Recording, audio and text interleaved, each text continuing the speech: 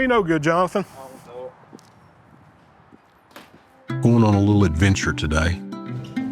Stepping out of my comfort zone.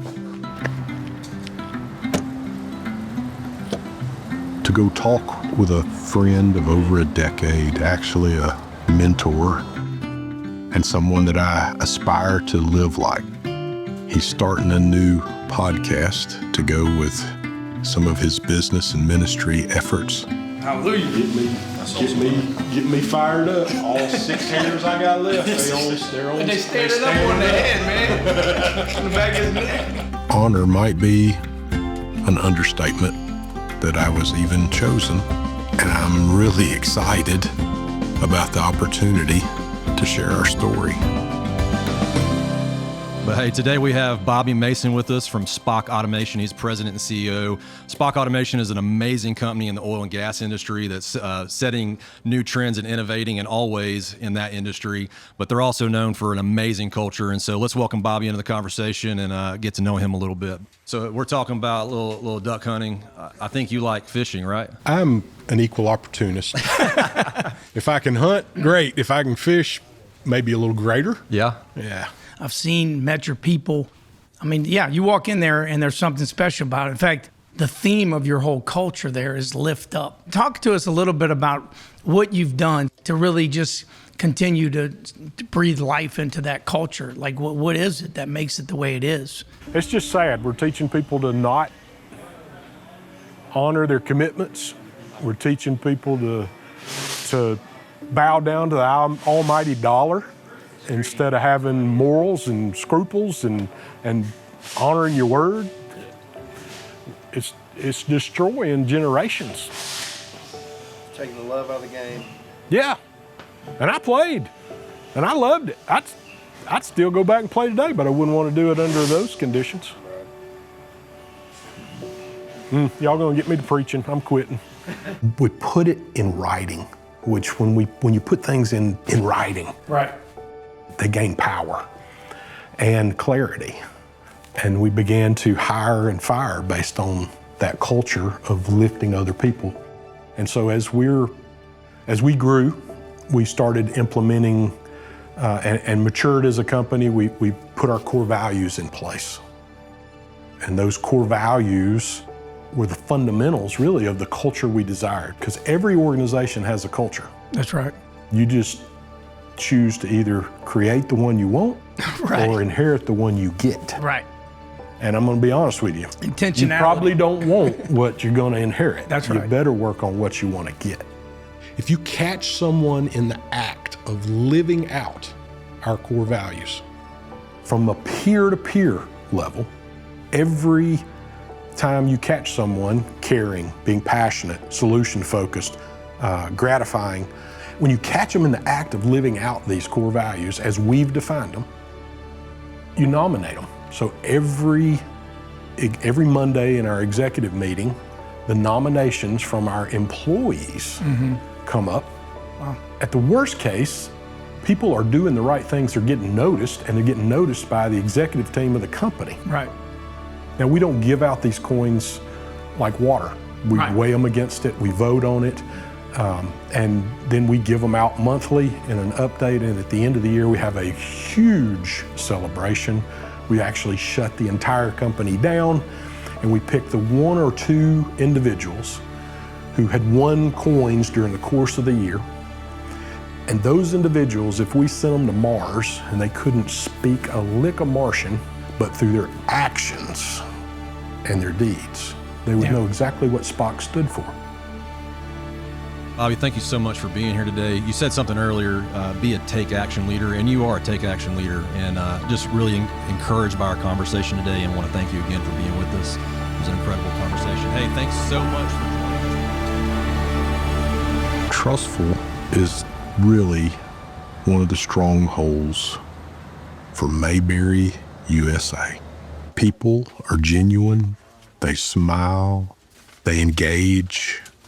It's the quintessential quaint southern town that just happens to be the birthplace of something different.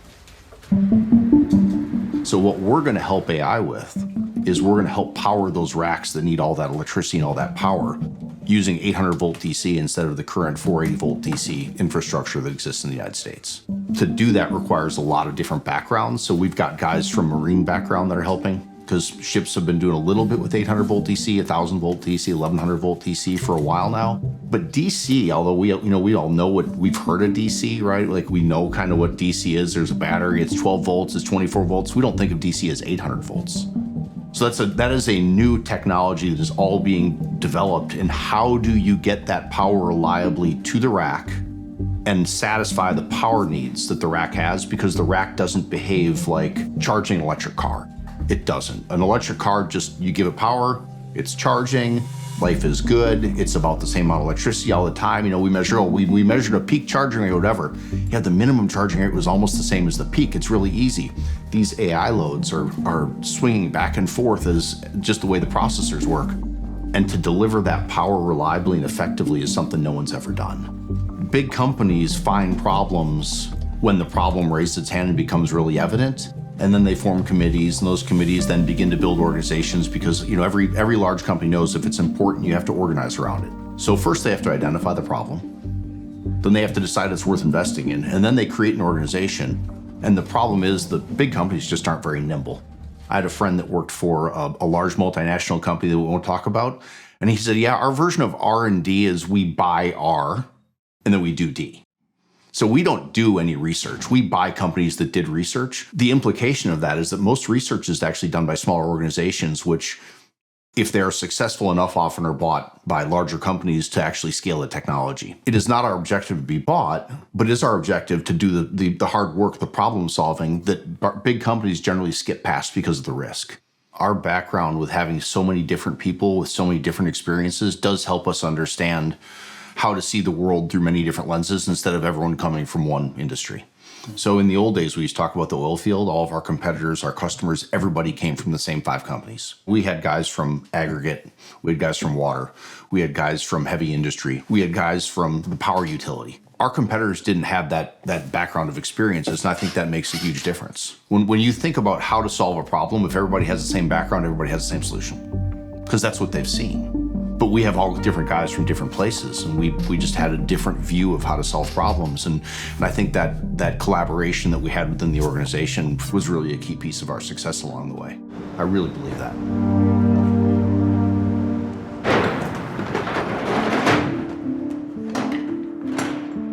From Montgomery, Alabama, but I came up through here in the recovery home because my life was in a shambles. Out here on the dock is where we make it happen out here. Everything that gets shipped, we ship. Proud to ship because we have to make our customers feel proud. And if we do it right, we have it right, we wrap it, we take our time with it, no matter how long it takes, but we get the job done. My life journey began when I first surrendered to Christ Jesus, and it turned my life around. But once I began to come up here and get a foundation up under my belt, at a place called Disciples of Men and Women for Christ. It took me for a ride, but I'm enjoying this ride. When I got over here, I was introduced to Mr.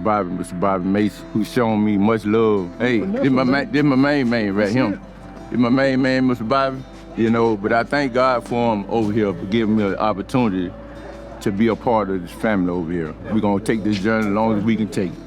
Except you make me feel like a little man. Yeah, but you my main man, I'm on my tiptoes. That's all right, Mr. Bobby. You up there with me, though. I began to love this place over here, and I love doing my work over here. We love being out here. I don't care what it is. It can be raining, thundering, lightning, whatever. Is it real? Oh, yeah, most definitely. It's work over here, but it's fun over here. We all love on one another. It's a good place to work, and I recommend it for anybody who want a job over here. We welcome you in, but we're gonna work, we're gonna have fun at the same time. How about that? Thank you, bud. That's one thing about Mr. Bobby, he gonna make sure we eat around here.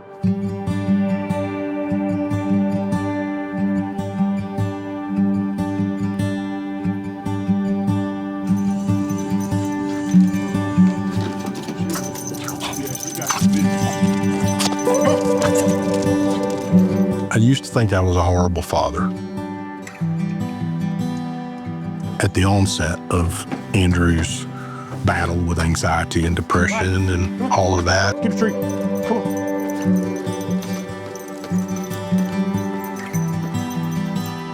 I was raised in a time and an era where dust yourself off, grab yourself by your bootstraps, and get after it.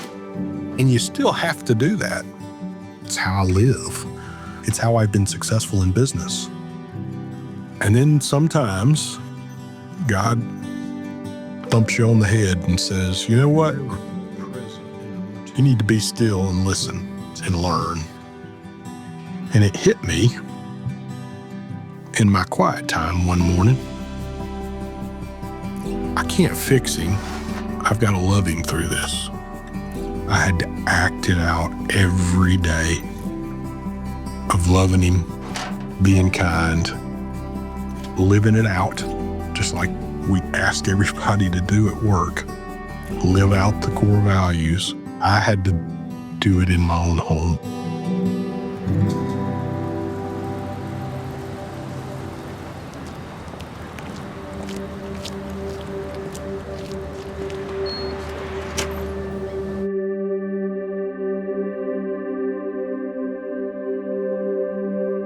When I joined the Navy or graduated from the Naval Academy and went out to sea, my sister stitched this for me. Every ship that I was on, this went with me, and I kept it on the wall as a reminder that, there's a lot of adversity that you'll encounter.